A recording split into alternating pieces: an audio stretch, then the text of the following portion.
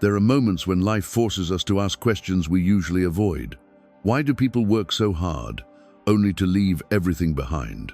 Why do success and recognition feel satisfying for such a short time? Why do good people suffer while dishonest people sometimes prosper? Why does time move so quickly?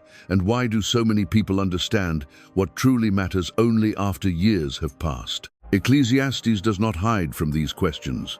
It speaks with a startling honesty about ambition, pleasure, money, injustice, aging, death, and the limits of human understanding. Its message can sound uncomfortable because it strips away the illusions we use to feel secure. Yet Ecclesiastes is not trying to drive us into despair. It is trying to free us from building our lives on things that cannot carry the weight of our souls. The writer, traditionally identified as the teacher and often associated with Solomon, examines life under the sun, life considered only from the perspective of what can be observed in this temporary world. He explores wisdom, wealth, achievement, pleasure, and power.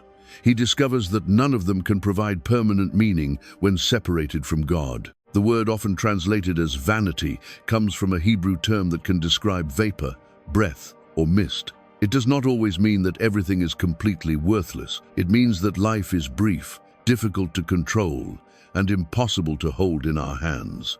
Like mist, it is real, but it quickly changes and disappears. Here are 9 hard truths from Ecclesiastes that can change how you see your work, your relationships, your possessions, your time, and your life with God. Lesson 1. You can achieve everything you wanted and still feel empty. Ecclesiastes 2 records one of the most revealing experiments in Scripture. The teacher says, "I denied myself nothing my eyes desired. I refused my heart no pleasure." He built houses, planted vineyards, created gardens, accumulated wealth, enjoyed music, and became greater than those who came before him. By every visible measure, he was successful. Then he looked at everything his hands had accomplished. His conclusion was devastating. It was like chasing after the wind. This is a hard truth, because much of modern life is built on the opposite promise. We are told that fulfillment is waiting at the next level, the next promotion, the larger house, the growing business, the ideal relationship, the improved body, or the recognition we believe we deserve. We assume that if we can arrange the outside of our lives correctly, the inside will finally become peaceful. But Ecclesiastes shows us that achievement and meaning are not the same thing. A person can reach a goal and feel proud of it. There is nothing wrong with that. Scripture does not condemn honest work, creativity, or responsible success. The problem begins when we expect achievement to tell us who we are. A career can provide income and an opportunity to serve, but it cannot bear the entire weight of our identity. Applause can encourage us, but it cannot heal the deepest insecurity of the heart. Possessions can improve our comfort, but they cannot create lasting peace. This explains why some people become strangely restless after receiving exactly what they wanted. They imagined that the goal would settle the question of their worth. Instead, the satisfaction faded, and a new hunger appeared. Perhaps you have experienced this. You worked for months or years towards something important. When it finally happened, you felt joy, but not for as long as you expected. Soon, you began looking for the next accomplishment. That does not necessarily mean you chose the wrong goal. It may mean you asked a temporary achievement to provide an eternal answer. The practical action is not to abandon every ambition. It is to put ambition in its proper place. Before pursuing a goal, ask, if I receive this, what do I expect it to give me? Am I seeking an opportunity to serve, or am I trying to prove that I matter? Would I still recognize my life as meaningful if this door remained closed? Work diligently, but do not worship the result. Receive success with gratitude, but do not make it your foundation. Your achievements are part of your life. They were never meant to become the source of your life. Ecclesiastes teaches that a full schedule, a celebrated name, and an impressive collection of accomplishments can still leave an empty heart. Only God can give temporary gifts their proper meaning. Lesson 2. More is never enough when your heart has not learned contentment. Ecclesiastes 5:10 says, "Whoever loves money never has enough. Whoever loves wealth is never satisfied with their income." Notice that the verse does not merely speak about possessing money, it speaks about loving it. Money is useful. It can provide food, shelter, education, medical care, generosity, and security against many ordinary difficulties. Ecclesiastes is not asking us to pretend that money does not matter. It is warning us that money becomes a cruel master when we expect it to eliminate every fear. The love of wealth contains a hidden promise: just a little more, and then you will finally feel safe. But a little more keeps moving. The amount that once seemed sufficient becomes ordinary. A larger income creates a larger lifestyle. New possessions introduce new responsibilities. Greater wealth can bring greater anxiety about protecting, managing, or losing it. Ecclesiastes 5 also observes that as goods increase, so do those who consume them. The owner may be able to look at the abundance, but abundance does not guarantee restful sleep. In fact, the teacher says that the laborer may sleep peacefully, while the abundance of the rich allows them no sleep. This truth reaches far beyond money. More attention is never enough if your identity depends on being noticed. More compliments are never enough if you do not believe you are worthy of love. More control is never enough if you believe nothing can be safe unless you manage every detail. Many people postpone contentment because they think it belongs to a future version of life. They say, "I will be grateful when my finances improve. I will rest when this season ends. I will enjoy my family when the pressure decreases." But when the circumstances change, the habit of discontent often remains. Contentment is not passivity. It does not mean refusing to grow, save, plan, or improve your situation. Contentment means that your ability to recognize God's goodness is not completely controlled by what you still lack. A practical way to resist the hunger for more is to define what enough means before the culture defines it for you. What level of comfort do you genuinely need? Which purchases serve your life, and which ones merely serve comparison? What could you share instead of accumulate? Which blessing have you stopped noticing because it has become familiar? Practice gratitude for specific things, not vague things. Thank God for the meal in front of you, the person who called, the strength to complete today's work, or the quiet moment you nearly overlooked. Gratitude teaches the heart to receive life rather than constantly demand more from it. Ecclesiastes exposes an uncomfortable reality. If your soul cannot recognize enough today, another possession may not teach it tomorrow. Contentment does not begin when you possess everything you desire. It begins when desire no longer controls your ability to live faithfully and gratefully. Lesson 3.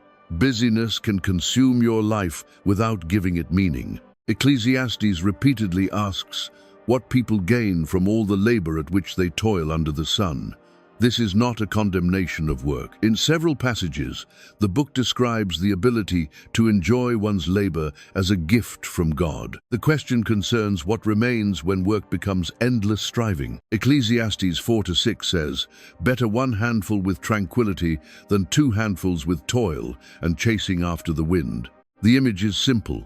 One person holds 1 handful and still possesses peace. Another closes both hands around as much as possible, but the effort leaves no room for rest. The second person has more, yet may experience less of life. Modern culture often treats exhaustion as evidence of importance. People say they are busy, as if busyness proves that their lives matter. Calendars become crowded, meals become rushed, relationships are maintained through brief messages, and rest creates guilt. Even spiritual life can become another item to complete rather than a relationship to inhabit. But activity is not the same as fruitfulness. You can answer every message and remain emotionally unavailable to the people in the room. You can spend years building a career while gradually losing the health, family, or integrity you hoped the career would support. You can become efficient at completing tasks that never deserved so much of your life. Ecclesiastes 4 describes a person whose toil has no end. He has no companion, yet he never asks, "For whom am I toiling, and why am I depriving myself of enjoyment?" That question deserves our attention. For whom are you working? What is your labor meant to serve? Has the means quietly become the master? Hard work can be an expression of faithfulness.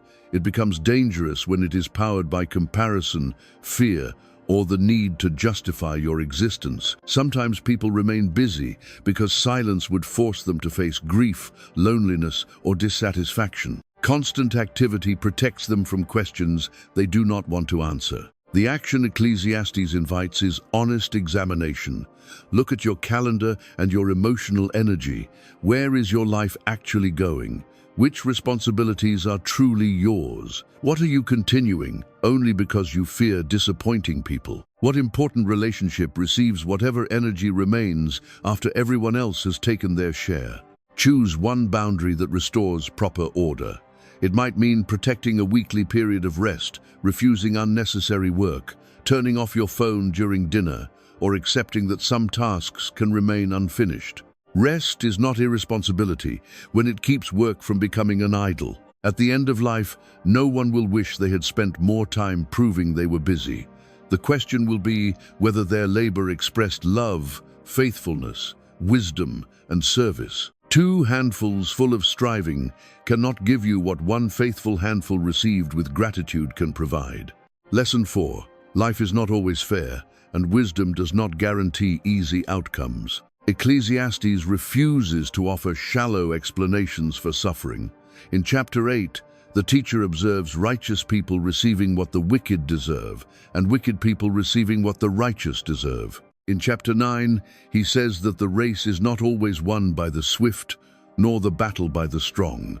Time and chance happen to them all. These words confront a belief many people carry without realizing it.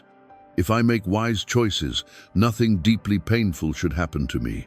If I obey God, my life should unfold in a predictable way. If I treat people well, they should treat me well in return. Wisdom generally leads toward healthier consequences.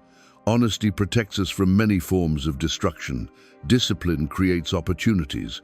Compassion strengthens relationships. Yet Ecclesiastes reminds us that wisdom is not a contract by which we gain control over every outcome. A careful employee can still lose a job. A loving person can still be betrayed. A responsible family can still face illness. A faithful prayer may not receive the answer someone hoped to see. Meanwhile, dishonest people may appear to advance without consequences. This can wound our faith because injustice does not merely hurt, it confuses. We want the moral order of the world to be immediately visible. When it is not, we may wonder whether faithfulness matters. Ecclesiastes does not say that justice is meaningless. It tells us that our present view is incomplete. Chapter 3 affirms that God will bring both the righteous and the wicked into judgment. The delay of visible justice is not proof that God is indifferent, but neither does Scripture give us permission to explain every painful event as if we understand God's entire purpose. The practical response is to stop interpreting every outcome as a complete verdict on someone's character. Success does not automatically prove righteousness. Suffering does not automatically prove failure. Be careful when judging another person's life from the chapter you happen to see. When unfairness touches you, name it honestly. Grieve what was lost.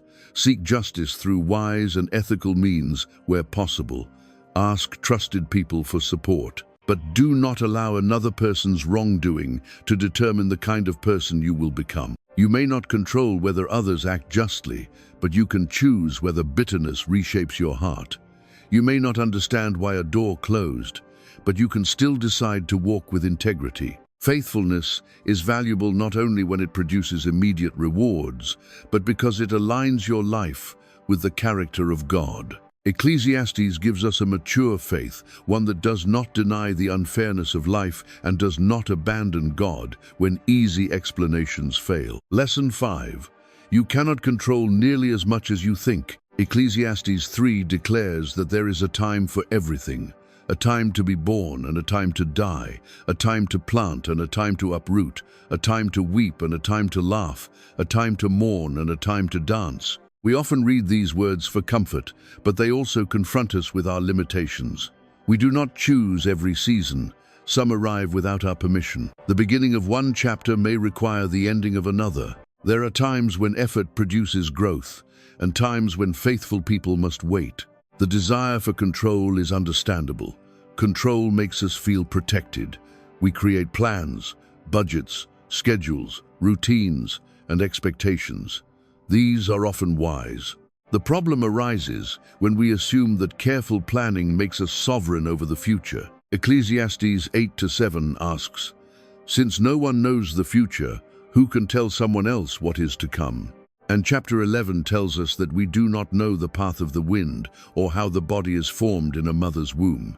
Likewise, we cannot fully understand the work of God. We can influence many things, but we command very few. You can prepare carefully for an interview, but you cannot control the final decision. You can speak lovingly to someone, but you cannot force that person to respond with maturity. You can care for your body, but you cannot guarantee perfect health. You can guide your children, but you cannot live their lives for them. When we confuse responsibility with control, anxiety grows. We begin carrying outcomes that were never placed entirely in our hands. The answer is not carelessness. Ecclesiastes 11 encourages action. Sow your seed in the morning, and do not let your hands be idle in the evening, because you do not know which effort will succeed. Human limitation should not produce paralysis. It should produce humility. Here is a practical distinction. Responsibility asks, "What faithful action can I take?" Control asks, "How can I guarantee the result?" The first question leads to wisdom. The second often leads to exhaustion. Write down what is troubling you. Divide it into two categories: what requires your action and what remains outside your authority. Make the call, apologize, prepare, save, seek counsel, or take the next honest step. Then entrust the outcome to God. Peace does not come from controlling every season. It comes from knowing that God remains God in every season, including the ones you would never have chosen. Lesson 6. Time will take from you what you refuse to appreciate now. Ecclesiastes 3 says that God has made everything beautiful in its time.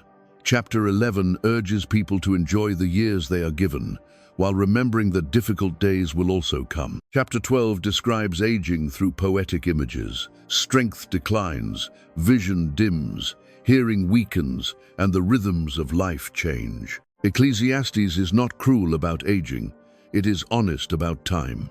We often live as though the people, abilities, and opportunities surrounding us will remain available indefinitely. We assume there will be another conversation, another visit, another healthy year, another chance to say what matters. Because ordinary blessings seem repeatable, we treat them casually. Then a season ends, and what once felt ordinary becomes precious in memory. The truth is that many of today's frustrations are sitting beside gifts you will one day miss. The noisy house may someday become quiet. The body you criticize may currently carry you through experiences you will later long to revisit. The family member whose habits irritate you will not always be available for conversation. The work that feels repetitive may be providing stability you once prayed to receive. This does not mean we must enjoy every moment. Ecclesiastes makes room for mourning, weeping, and difficult seasons. Gratitude is not pretending that pain is pleasant. It is refusing to let pain make every remaining good thing invisible. Time also exposes the danger of postponement. We delay reconciliation because pride tells us there will be another opportunity. We postpone rest until life becomes less demanding. We save expressions of love for a future occasion. We keep waiting to become the person we already know God is calling us to be. But life is not stored for later. It is spent one day at a time. The practical action is to honor the season you are actually living, not merely the one you hope will come. Ask yourself, what is present in my life now that will not always be here? Who needs to hear my gratitude? What conversation should no longer be delayed? What simple joy have I been too distracted to notice? Call the person. Sit at the table without holding your phone. Take the walk.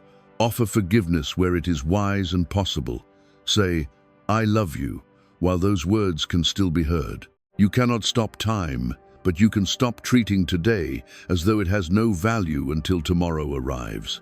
Ecclesiastes teaches us that awareness of life's brevity is not meant to make us afraid. It is meant to make us awake. Lesson 7. Death reveals what life is and is not about. Ecclesiastes speaks about death more directly than most people prefer. Chapter 7 says, It is better to go to a house of mourning than to go to a house of feasting, for death is the destiny of everyone. The living should take this to heart. At first, this sounds severe.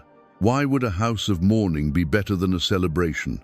Because grief forces us to face truths that entertainment allows us to avoid. At a funeral, the illusions of status weaken. Titles, possessions, rivalries, and public images suddenly appear much smaller.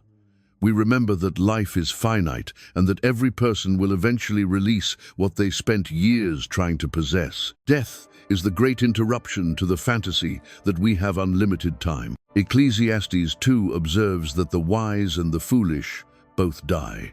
The person who accumulates wealth must leave it to someone who did not labor for it.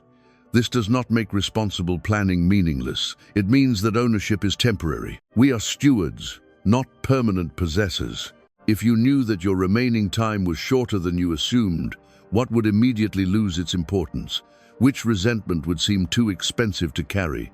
Which relationship would deserve more attention? Which ambition would be exposed as vanity? Which act of obedience would become urgent? The purpose of remembering death is not to become morbid, it is to become honest. A wise life is built backward from what remains meaningful at the end. Character will matter, love will matter, faithfulness will matter.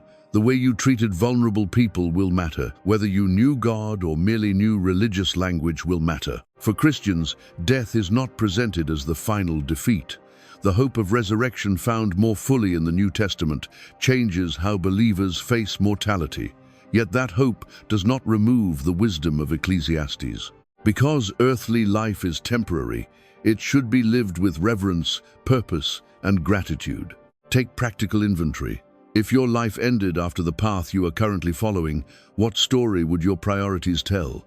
Do your daily choices agree with what you say matters most? If not, do not wait for a crisis to rearrange them. The awareness of death can become a gift when it teaches us to live before life passes unnoticed. Lesson 8. You will never understand everything God is doing. Ecclesiastes 3:11 says that God has set eternity in the human heart, yet no one can fathom what God has done from beginning to end. This verse explains both our longing and our limitation. We sense that life should possess a larger meaning. We hunger for justice, coherence, permanence, and purpose, yet we cannot see the entire design. We live inside time, viewing one moment after another, while God sees realities beyond our perspective. This gap can be painful. We want explanations, especially when life hurts. Why did this relationship end? Why was that opportunity withheld? Why did God seem silent during the season when we prayed most urgently? Why did one path open and another collapse? Sometimes understanding comes later. We look back and recognize protection, redirection, or growth that we could not see at the time. But not every mystery receives a satisfying explanation in this life. Ecclesiastes does not promise that it will. Chapter 8 says that no one can comprehend what goes on under the sun. Even if the wise claim they know, they cannot truly comprehend it all. This is a needed correction in a world filled with confident voices offering simple reasons for complex suffering. We should be cautious about saying, God did this because, when God has not revealed that reason. Such claims can burden hurting people and reduce divine wisdom to human speculation. Faith is not pretending to understand. Faith is trusting God's character when our understanding reaches its boundary. That trust must be biblically grounded, not emotionally manufactured. Scripture reveals God as just, wise, merciful, and worthy of reverence. Yet trusting these truths does not mean every event will immediately feel good or make sense. Lament and faith can exist together. A person can say, I do not understand this, while still saying, I will not turn away from God. When mystery overwhelms you, resist the pressure to solve your whole life in one night. Ask instead, what truth has God already made clear? What faithful step is available today? Who can walk with me while the answer remains incomplete? You do not need a complete map to take the next step. You need enough light to obey in the place where you are standing. Humility says, I cannot see the whole. Faith adds, but God is not limited by what I cannot see. Ecclesiastes changes our perspective by showing that peace does not require knowing everything. It requires knowing where to place our trust when knowledge ends. Lesson 9. The simplest gifts of life are sacred when received from God. After examining the limits of pleasure, achievement, wealth, wisdom, and human control, Ecclesiastes repeatedly returns to an unexpectedly simple instruction: eat, drink, work, enjoy companionship, and receive the portion God has given you. Ecclesiastes 3:12-13 says that there is nothing better than to be glad and do good while we live, and that each person should eat, drink, and find satisfaction in their labor. This is the gift of God. Chapter 9 similarly encourages people to enjoy food, wear their clothes with gladness, and enjoy life with the person they love. This is not shallow indulgence, it is grateful reception. The teacher has discovered that we cannot manufacture ultimate meaning through accumulation, but we can receive ordinary life as a gift. A meal does not have to last forever to be good. A conversation does not have to solve every problem to be valuable. Work does not have to make us famous to become an act of faithfulness. Vanity enters when we demand that temporary gifts become permanent gods. Joy becomes possible when we receive them without asking them to be more than they are. Many people overlook this kind of joy because they are waiting for a dramatic life. They imagine that meaningful living begins after the major breakthrough, but much of life is made of ordinary mornings, repeated responsibilities, familiar faces, shared meals, quiet prayers, and unnoticed acts of love. Ecclesiastes asks us not to despise these things. Your portion may not look like someone else's portion. Comparison can make a real blessing appear insufficient. You may be so focused on another person's platform, family, income, appearance, or opportunity that you fail to inhabit the life placed in your own hands. Receiving your portion does not mean refusing every change or accepting injustice without action. It means recognizing that joy is not available only to people whose lives match your ideal picture. Practice receiving one ordinary gift at a time. Before a meal, pause long enough to recognize that it is provision. When completing honest work, remember that the ability to contribute is itself a gift. When someone you love enters the room, give that person your attention. When laughter appears in a difficult season, do not feel guilty for accepting it. Ecclesiastes does not tell us to escape the temporary nature of life. It teaches us how to live faithfully inside it. And this brings us to the book's final conclusion. Ecclesiastes 12:13 says, "Fear God and keep his commandments, for this is the duty of all mankind." After every experiment, observation, question, and disappointment, the teacher arrives here. Reverence God. Obey him. Do not build your life on what disappears. The fear of God is not merely terror. It is the recognition that God is God and we are not.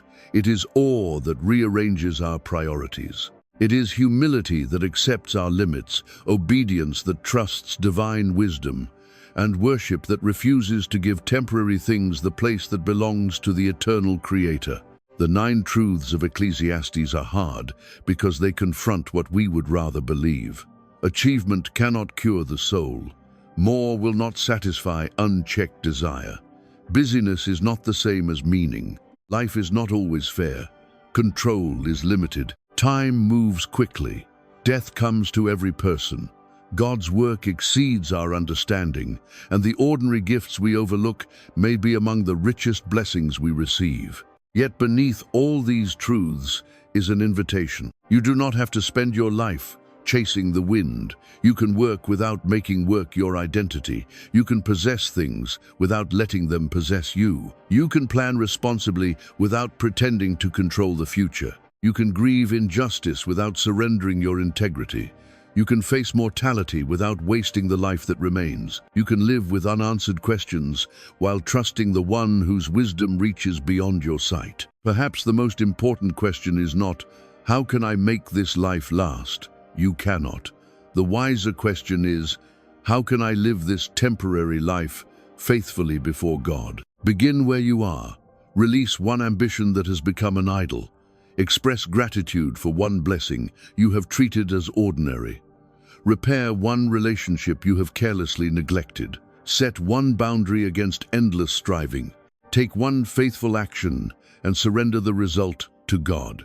Life is mist, but mist touched by morning light can still reveal beauty. Its brevity does not make faithful living meaningless.